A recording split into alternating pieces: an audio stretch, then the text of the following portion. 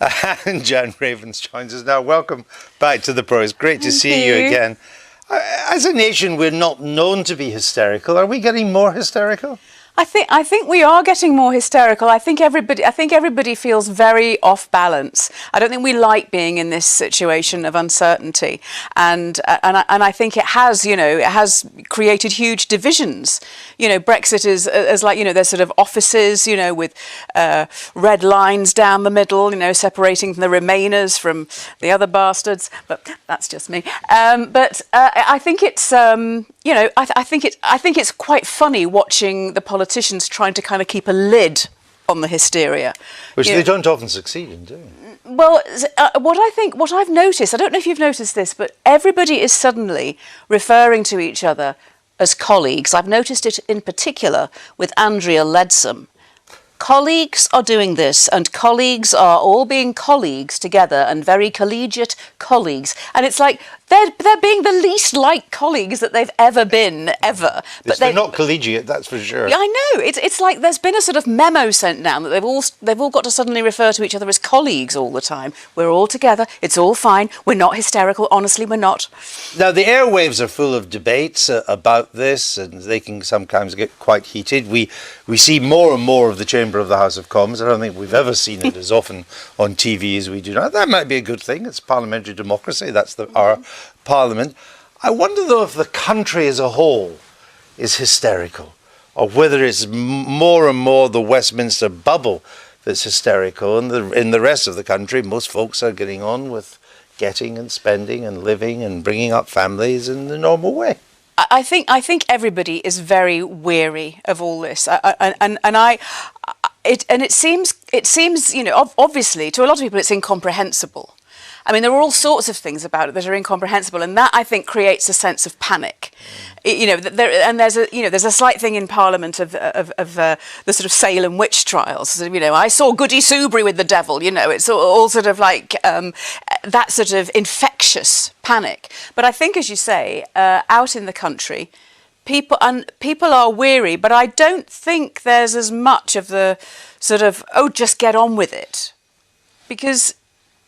We don't, get on with what? Yeah, we don't quite know what it is What anymore. it is, and I think people feel, some people feel cheated because they voted, leave in a referendum and they feel that's not being followed through.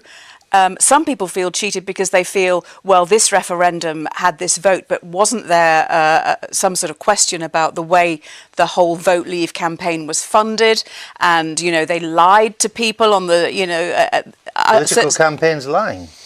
I know. It seems incredible. I don't think that could happen. But I kind of think surely there's a whole question about the veracity and the sort of, the fact I can't sort of understand quite why the result still stands.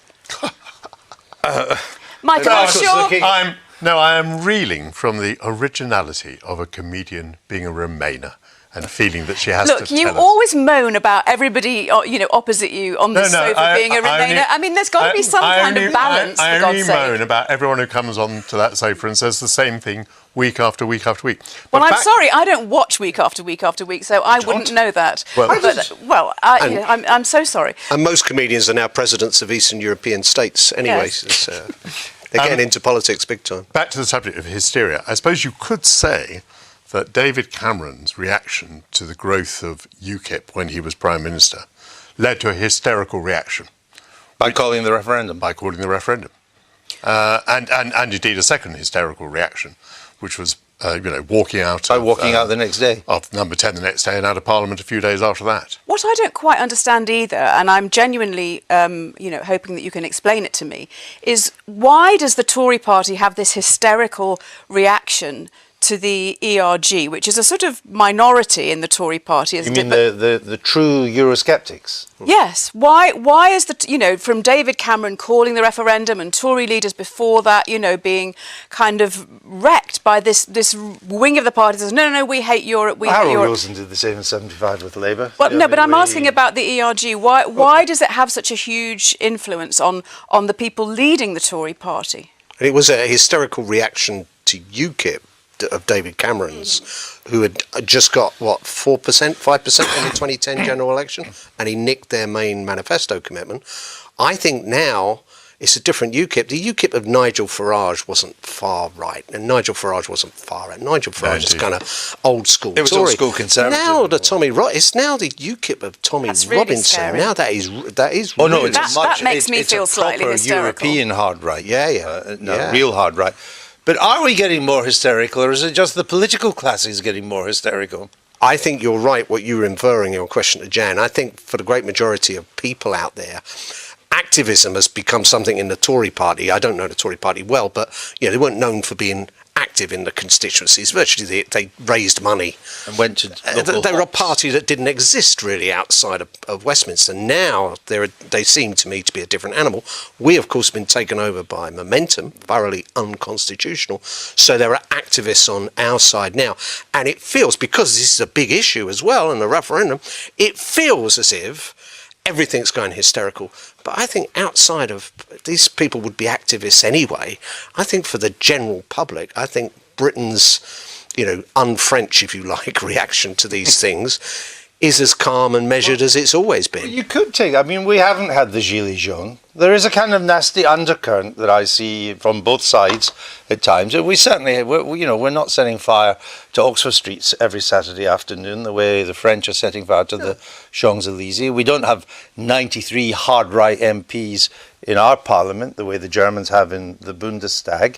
And in a way you could look at us and say, Parliament is right in the forefront. People are watching it. Ratings for political programmes are very high these days. Newspapers are being You could say this is actually a sign of a vibrant democracy. Well, I certainly think that that there's a case for this whole business has woken up a whole generation of people to kind People got engaged. like young people thinking, oh my goodness, how did this happen? Oh, no, you're not going to be the spokesman for young people as well now, are you? Oh, God, you're so cynical and horrible to me. Every can time you I go on this impersonate him? program. I know, and I've got the patience of. and he's actually been to a party in my house. No. What? No. We'll never invite him back. He has. It was on behalf. I held a party on behalf of a what friend I- of mine, and he came round. I wouldn't invite him again. Me neither. Big mistake. What I think is remarkable and shows that we're really very calm is someone like Ken Clarke, who really is the nearest we've got to a European federalist. Yes. Being willing to accept the result of a referendum because he sees what the deal is now, whereas the comedians of this world still won't accept the word Can democracy. I just, we've got to get on to our by-elections. Can I just ask you, what are you up to, Jan?